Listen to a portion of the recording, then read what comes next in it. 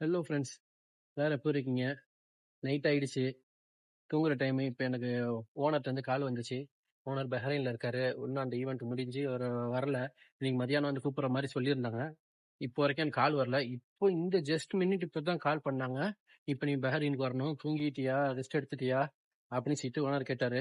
நம்ம மிட் நைட்டில் 3 மணி 4 மணிக்கு திரும்பி ரிட்டர்ன் வரணும். அதனால் நீ இப்போ கிளம்பி பஹ்ரைனுக்கு வா அப்படின்னு சொன்னார். அதனால இப்போ நம்ம கிளம்பியாச்சு. கார் எடுத்துகிட்டு பஹ்ரைனுக்கு நம்ம கிளம்பி போக போகிறோம். பாக்கி அங்கே முடிஞ்சா போயிட்டு கண்டினியூ பண்ணுறேன். வீடியோ புதுசாக பார்க்குறீங்கன்னா லைக் பண்ணி சப்ஸ்கிரைப் பண்ணிக்கோங்க. கோபாரு கிட்ட வந்தாச்சு. இப்போ கோபாரை தாண்டி தான் பஹ்ரைன் பிரிட்ஜு இன்னும் கொஞ்சம் தூரத்தில் இருக்குது. இப்போ நம்ம கோபார் பிரிட்ஜு கிட்ட வர போயிட்டு இருக்கோம். இந்த சைடு ஃபுல்லாக பீச்சு தான். ஆக்சுவலாக வியூ பார்த்தீங்கன்னாவே தெரியும், அழகாக இருக்கும். இது ஃபுல்லாக பீச்சு தான். இன்னும் கொஞ்சம் தூரம் தான் இருக்குது. இந்த பஹ்ரைனுக்கு போகிறதுக்கு உண்டான அந்த பாலத்துக்கு ஏறுற செக் பாயிண்ட்டு இது இருக்கு பாருங்க. இந்த பாலம் தான். இந்த பாலத்துக்கு வரணும். அதுக்கு நம்ம முன்னாடி போய் யூட்டன் அடிச்சுட்டு தான் இந்த ரைட்டு தான். இதுதான் செக்யூரிட்டி பாயிண்ட். இதுதான் ஃபர்ஸ்ட் இங்கே இந்த தமாம்குள்ளேருந்து இந்த பாலத்துக்குள்ள ஏறுறது. இங்கே காசு கட்டணும் உள்ள போக முடியும். இந்த பாலத்தில் ஏறிட்டோம். இதோட இன்னையோட 3வது நாள் வரேன் பஹ்ரைனுக்கு. இது சான்ஸ் நம்மளும் பஹ்ரைனுக்கு கார்லேயே போயிட்டு இருக்கோம். அதுவும் நல்லா இருக்கு. அது ஒரு ஃபீலிங்கே தனியாக இருக்கு. ஒரு விஷயம் என்னன்னா, நம்ம பஹ்ரைன் போனோம்னா நார்மலாக இந்த டிரைவர் ஜாபோ அந்த மாதிரி ஜாப்லலாம் இருக்கிறவங்கலாம் வந்துட்டு போகிறது கஷ்டம். அவங்க வீட்டு ஓனரு, அவங்க அரபாபு யாராவது வந்து அவங்களுக்கு வந்து விசா கொடுக்கணும்.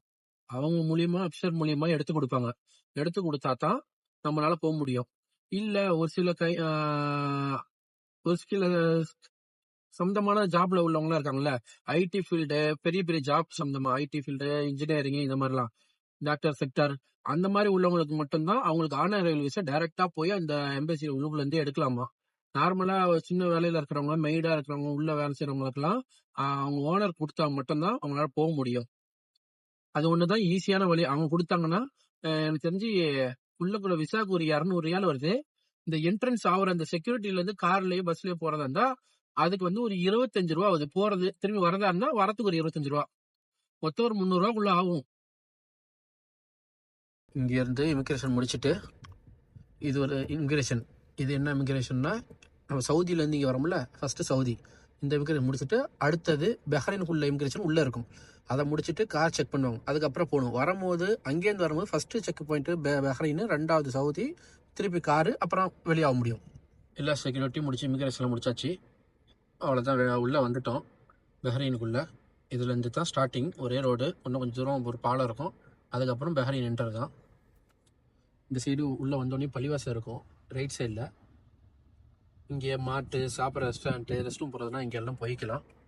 என்டர் ஆயாச்சு உள்ள.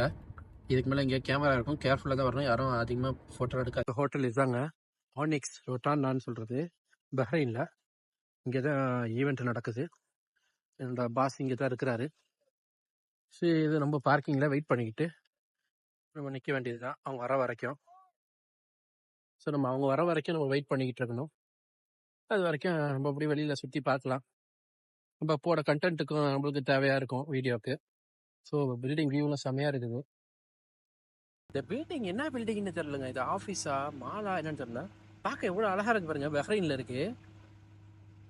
ஃபுல்லாக அந்த டர்பைன்னு சொல்லுவாங்கள்ல, அந்த டர்பைன் மாதிரிலாம் வச்சு சூப்பராகவே இருக்கு. நடுவில் எனக்கு பார்த்தோன்னே எனக்கு இந்த பில்டிங் பார்த்தோன்னே சூப்பராக இருந்துச்சு. எனக்கு ரொம்ப பிடிச்சிருந்துச்சி. இங்கே பக்கத்தில் இங்கே ஏதோ ஒரு பெரிய கம்பெனி இருக்கு போல்.